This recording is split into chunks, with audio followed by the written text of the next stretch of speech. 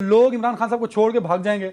मौलाना साहब की क़यादत में इस दफ़ा अपोजिशन टफ टाइम देने की भरपूर तैयारी में है सर। बिस्मिल्लाहिर्रहमानिर्रहीम। एक तो बहुत शुक्रिया, काफ़ी लंबी अलफ लैलवी दास्तान सुनाई मुफ्ती साहब ने।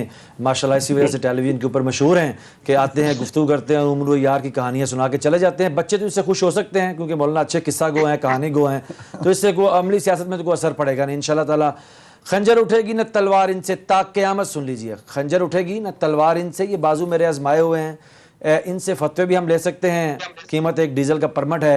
इनको रेंट मौलाना भी कहा जाता है कि मुझे ये बातें करते हुए अच्छा तो नहीं लग रहा, लेकिन जो इंसान ने अपनी सीवी लिखी, जब जी चाहें आप हुकूमत का इनको झांसा दें और इनको लें हुकूमत के अंदर, लेकिन ऐसा होना नहीं है। हमने भी इस दफा कहा है, अकेले भी नहीं है ना सर, देखें मौलाना साहब अकेले नहीं है इस मरतबा।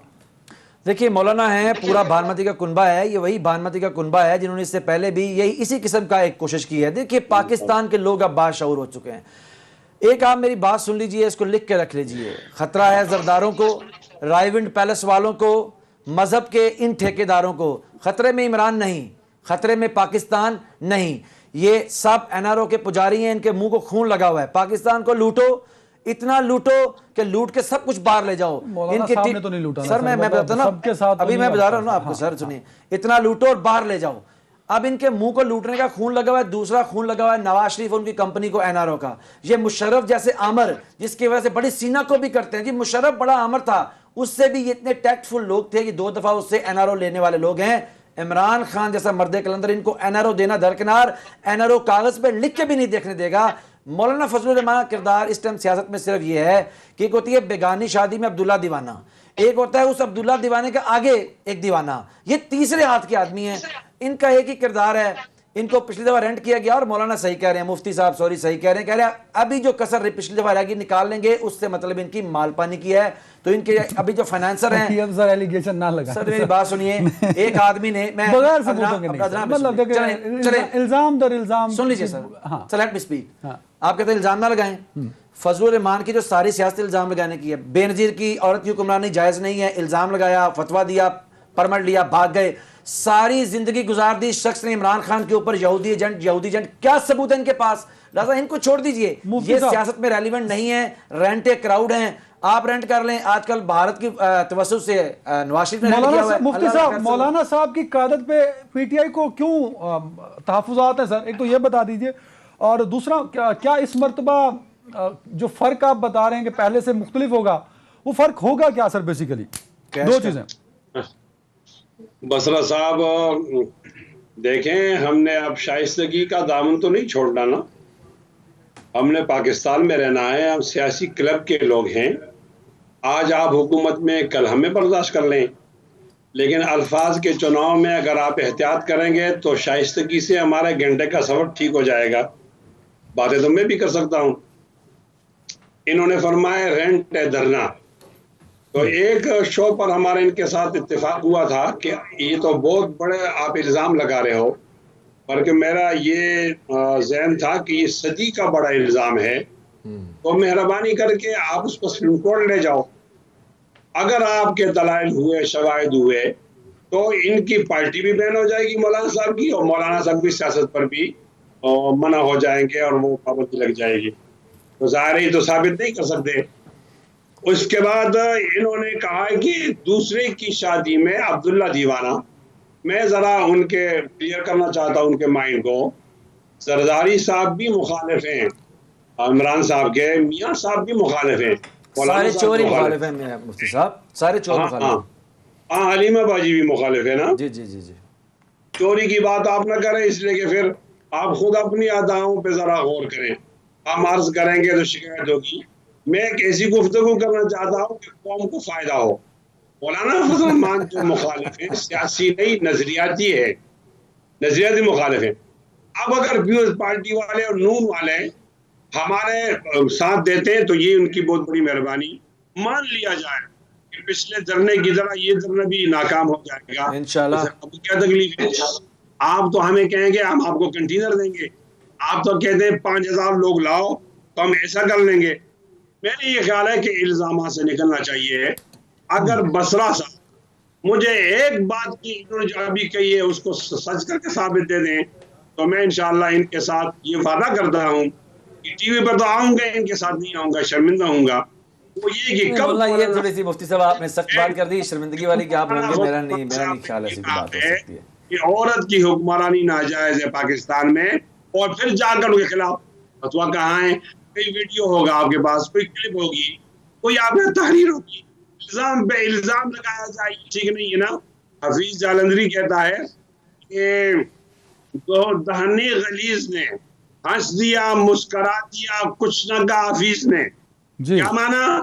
آپ الزامات لگائیں، آپ گالیاں دیں اور ہم برداشت کریں، یہ ہمارا بڑا پن ہے. آپ ہماری اس شائستگی سے ناجائز فائدہ نہیں اٹھائیں.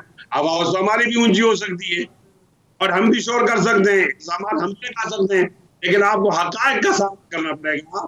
2 سالوں میں آپ نے لوگوں کو کیا، خدا کی جان چھوڑ آپ کے چہروں کو نہیں دیکھنا چاہتے. زیادہ ووٹ آپ کو مل جائیں گے، جان نہیں چھوڑتے سارے لوگ.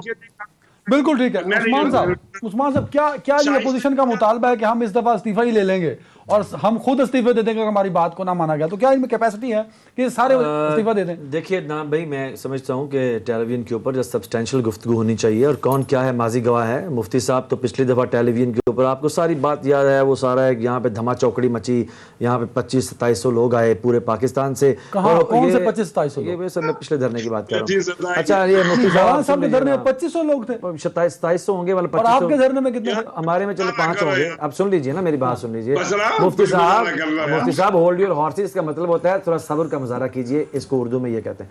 اچھا یہ ہے کہ ابھی مفتی صاحب یہ فرما رہے ہیں، مفتی صاحب نے ہر ٹیلی ویژن کے اوپر لکھ کے دیا اگر میں استعفے کے بغیر چلے گئے ہماری بیویاں ہمیں ماریں گی. بڑی مار کھائی بیچاروں نے، اس لیے ان کی ہل گئی. میرے شو میں بھی لکھا تھا ویسے. اچھا سنیے، آپ کے شو میں لکھا اگر ہم چلے گئے ہمیں پکڑ لینا. تو مفتی صاحب آپ کو آج کل سیاست کے اندر ایز اے انٹرٹیننگ پرسنالٹی، یعنی کہ پوری جو ہے نا جی پی ڈی ایم جو آپ نے بنائی ہے، پاکستان ڈی اسٹیبلائزنگ موومنٹ جو ہے، اس کو ہم لے رہے ہیں. لیکن ڈیموکریٹ تو یہ ہے ہی نہیں سرے سے. سارے فوجیوں کی پیداوار ہیں، اے ٹو زیڈ سارے، کچھ پرمٹ کی پیداوار ہیں، باقی مدرسوں کی پیداوار ہیں جو آگے لگے ہوئے ہیں، جو پیچھے کھڑے ہیں سارے فوجیوں کی پیداوار ہیں. ایک چیز جو بڑی سبسٹینشل ہے جو آج بات کرنے والے عدنان مجھے ہے کہ جو میں آپ سے کے شو کے توسط سے لوگوں کو بتانا چاہتا ہوں کہ بڑی کامیابی آج یہ ہے، پاکستان بڑا سرخرو کھڑا ہوا ہے کہ جب امریکن ایک جنرل ہے فورن جو پالیسی کے اوپر لکھتا ہے، فورن پالیسی کے نام سے، انہوں نے ہندوستان کو میں جو ٹیررزم وہ ایکسپورٹ کر رہے ہیں اس کے اوپر بے نقاب کیا ہے، اور انہوں نے پوری دنیا کو کہا ہے کہ ہندوستان آنے والے دنوں کے اندر ایکسٹریمسٹ جو ایلیمنٹ کے حوالے سے خطرہ ہے. وہی ایکسٹریمسٹ ایلیمنٹ جو ہیں وہ پاکستان کے اندر ابھی دیکھیے رینٹ ہوئے ہوئے ہیں اور یہ سارے معاملات کر رہے ہیں. تو ہمیں یہ اندازہ ہے کہ جو ہندوستان وہاں جا کے، ابھی میں تو نہیں کہہ رہا نا فورن پالیسی پڑھ کے دیکھ لیں، وہ کہتے ہیں ترکی میں ڈی اسٹیبلائزنگ وہ کروا رہے ہیں ہندوستان، وہاں پہ ان کے فرنٹ لائن پہ کچھ اور لوگ امریکہ میں. اس میں اپوزیشن کا کیا رول ہے سر؟ مطلب بڑی اچھی بات ہے، آپ ہم اس پہ بات کر سکتے ہیں. نہیں، یہ بڑی کرٹیکل بات کر رہا ہوں میں. انہوں نے کہا ہے کہ بھارت صرف اس ریجن کے اندر نہیں، کابل سے لے کے استنبول تک، استنبول سے لے کے کولمبو تک، اور اس سارے ریجن کے اندر اپنے مفادات کے تحفظ کے لیے مختلف ملکوں کے اندر جو سیبوٹاج ایکٹیویٹیز کر رہا ہے، وہاں لوکل لوگوں کو اس نے باقاعدہ اپنا حصہ بنایا ہوا ہے. یہ بھی اسی تحریک کا ایک حصہ ہے، لیکن ابھی وہ امریکہ کے اندر سارا آج وہ کھل گیا. آپ یہ ساری اپوزیشن کو ہندوستان کا ایجنٹ کہہ رہے ہیں، تو میں ابھی ثابت کر دیتا ہوں. کہتے ہیں ثابت کر کے دکھائیں. سر کیا اس ملک میں ہم ایجنٹ بنانے ہیں؟ مطلب میں تو اپنے پاکستانی صاحب نہیں، میں ثابت نہ کروں تو مجھے اٹھا دیجیے شو سے نا. آپ مجھے بتائیے کہ کیا عمران خان کا مسئلہ ہے یہ جو فیٹ اف کے اندر بلیک لسٹ ہو جا رہا تھا پاکستان، اور ہم نے قانون سازی کرنی تھی، عمران خان کی ذاتی پرسنل تھی؟ اس کے اندر جس نے پاکستان کے قومی مفاد کے خلاف ووٹ دیا ہے، مجھے بتائیں اس کو ہم کیا کہیں؟ پاکستان بلیک لسٹ ہونے جا رہا تھا، وہاں جا کے جو اپنے MPs M N A کو کہتے رہے ہیں، آپ کے بقول اگر کسی بل پر، وہ کوئی بھی سیکیورٹی کا بل ہو، اگر کوئی اختلاف رائے رکھتا ہو تو وہ غدار ہے. حضور دیکھنا یہ پڑے گا، اس کا باپ یہاں کا، اس کا دادا یہاں کا، اس کی ساس آپ اس کو غدار بنا. آپ سنیے، اس کو ڈیفائن کر دیں نا. سن تو لیجیے نا میری سنیے. میر جعفر اور میر صادق کے باؤ اجداد بھی سلطان ٹیپو کے وطن سے تعلق رکھتے تھے اور بڑی دیر سے سلاطین کے علی بھائی بریک پہ جانے سے پہلے کامنٹ کر دیجئے. عثمان بصرہ صاحب تو ساری اپوزیشن کو، میں تو وہ لفظ یوز نہیں کر رہا سر. علی بھائی دیکھیں، بہت شکریہ. عثمان بصرہ صاحب تشریف رکھتے ہیں، کفایت اللہ صاحب تشریف رکھتے ہیں، اور پچھلے پروگرام میں ایک چینل پہ میں اور یہ بھائی بصرہ صاحب بیٹھے تھے تو انہوں نے بڑے ہی نازیبا الفاظ بولے تھے مولانا فضل الرحمان صاحب کے بارے میں، جس پر کہ اس وقت ان کی پارٹی کے لوگ بھی نہیں بیٹھے تھے. تو میں نے ان کی خدمت میں گزارش کی تھی کہ جب کسی پارٹی کا بندہ نہیں بیٹھا تو آپ کسی इंतहाई मुदब्बर आदमी के बारे में कम से कम अगर आप आर्गो नहीं कर सकते तो कम से कम इस वक्त तो आप टॉक शो में बैठे हैं, आप कंटेनर पे नहीं बैठे, गालियां मत दें। वैसे आप असम्बली में बैठे तब गालियां देते हैं, कंटेनर पे बैठे तब गालियां देते हैं।